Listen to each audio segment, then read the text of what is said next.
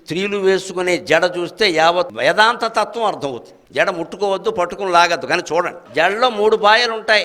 3 పాయలు ఉంటాయి. పూర్వం వాళ్ళ జడ చూడండి, ఇప్పుడు ఎక్కడ ఉన్నాయని కొత్తిమీర కట్టలే.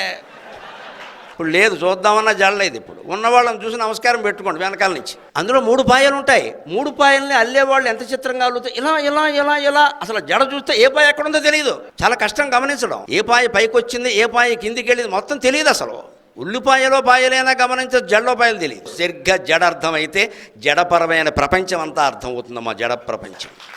మనలో మనమే ఎప్పుడు సత్వగుణంలో ఉంటామో, ఎప్పుడు పోటీలు పడి పంతాలు పడి రజోగుణంలో గెలిపోతామో, ఎప్పుడు పరమ మూర్ఖులమై క్రూరంగా హింసతో తమో గుణంతో ప్రవర్తిస్తామో మనకే తెలియదండి. అదేమిటి అలా ఉన్నవాడు ఇలా అయిపోయాడు, నిన్నటి వరకు బాగానే ఉన్నాడు, ఈవేళ ఇలా ప్రవేశించింది ఓ పురుగు వాళ్ళలో, ఏం చేయమంటాం? అదే తమో గుణం అనే పురుగు. ఆ ప్రవేశిస్తున్నప్పుడే జాగ్రత్త పడని, ఎంత చదువుకున్నాను కదా, ఈ ఆలోచన వస్తే వాడు బాగుపడతాడు.